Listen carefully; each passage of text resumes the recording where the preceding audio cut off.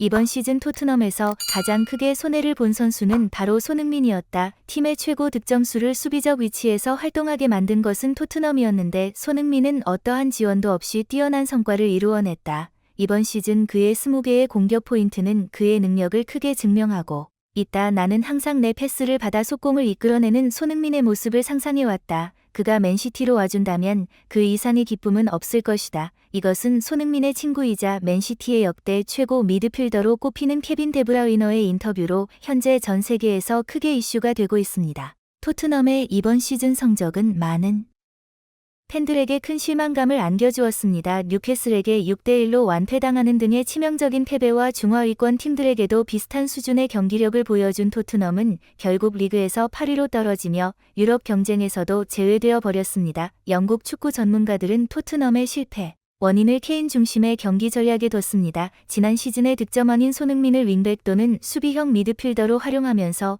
케인의 득점을 위한 크로스 전략 및 케인이 프리킥과 페널티킥을 모두 수행하는 방식이 결국은 최악의 선택이었다고 분석하였습니다. 손흥민의 전략적 중요성은 이미 알려져 있다. 손흥민의 역습을 막기 위해서는 적어도 2~3명의 수비수가 병행하여 수비해야만 한다. 케인의 골을 위해 손흥민을 하향시키는 전략은 결국 실패로 이어졌다. 상대편 수비수들은 손흥민의 역습을 두려워하지 않게 되어 토트넘에 대한 압박을 강화할 수 있었다. 토트넘의 증언은 다른 팀들과 비교해 보았을 때 품질이 상당히 부족하다. 이로 인해 토트넘의 빌드업이 붕괴되어 수비에서 실수가 이어졌다. 토트넘의 이번 시즌 실점이 많은 이유는 결국 케인 중심의 전략적 문제였다이라고 말하면서 수비수의 기이한 역할에도 불구하고 7시즌 연속 20공격 포인트를 달성한 손흥민의 능력에 대해 강한 찬사를 보냈습니다. 그럼에도 불구하고 토트넘은 어떤 방법을 동원하는 케인의 이탈을 막으려고 열심히 노력하고 있습니다. 영국의 텔레그래프 신문 소속의 기자매로는 토트넘이 맨체스터 유나이티드의 수비수인 맥과이어 영입에 큰 흥미를 보이고 있다.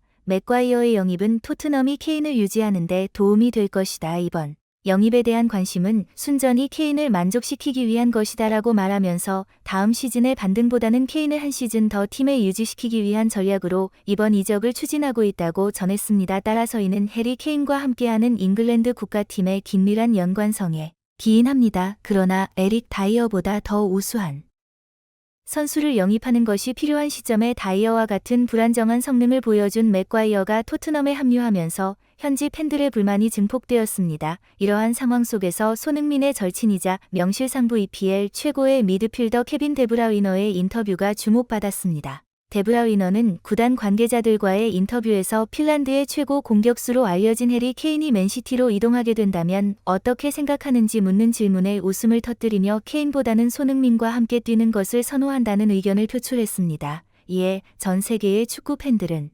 데브라위너의 이 발언에 큰 반응을 보였습니다. 이에 대한 자세한 분석을 월드튜브에서 확인해 보세요. 토트넘의 여름 이적 시장에서의 별로인 성과는 여전히 진행 중입니다. 최근 토트넘은 공식 웹사이트를 통해 엔지 포스테코글루를 신임 감독으로 임명하였으며 이 4년 계약은 7월부터 시작되어 포스테코글루가 토트넘의 주전팀을 이끌 것이라고 발표하였습니다. 그러나 토트넘 팬들 대부분은 이 소식에 별로 열광하지 않았습니다. 그들은 포스트코글루의 셀틱에서의 트래블 성과를 인정하긴 했지만 그가 5대 리그에서의 경력이나 유럽 대회에서의 성과가 부족하다고 느껴 토트넘의 현재 상황을 반전시킬 만한 감독으로서 그의 이름값이 부족하다고 생각했습니다. 이미 여러 유망한 후보들에게 거절당한 회장에게 이번 감독 임명은 불가피한 결정이었을 것입니다. 한편 유명 축구 분석가이자 전설적인 축구 선수인 리오 퍼디난드는 토트넘의 새로운 감독 임명이 손흥민에게 부정적인 영향을 줄 것이라고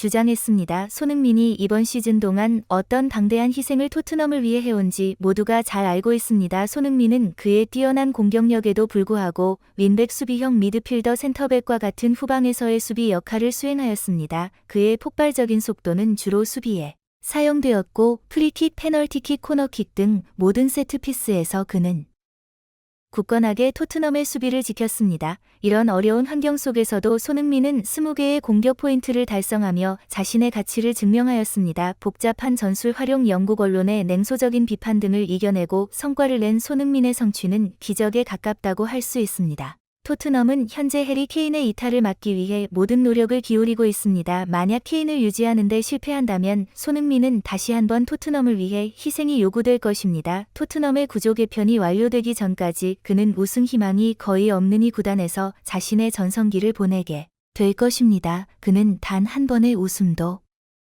것입니다. 저는 토트넘의 팬이지만 손흥민이 이번 기회에 맨시티로 이적하고 토트넘에게 복수하는 것을 보는 것이 좋겠습니다라는 등의 의견들이 많이 보였습니다. 맨시티 팬들 역시 맨시티에서 가장 부족한 부분인 윙 포지션을 손흥민이 채워줄 것을 간절히 기대하고 있습니다. 손흥민은 시즌 종료 후 팬들의 환영을 받으며 국내로 귀국하였고 다가올 국가대표 친선전을 준비하고 있습니다. 모든 이들이 손흥민이 이번 여름 이적 시장에서 토트넘을 떠나고 그들이 너무나도 바라던 우승 트로피를 들어 올리기를 간절히 바라고 있습니다. 손흥민이 현명한 결정을 내려 성공적인 이적을 이룰 수 있기를 간절히 바라며 이 글을 마무리하겠습니다. 진심으로 구독과 좋아요 부탁드리며 시청해주셔서 대단히 감사합니다.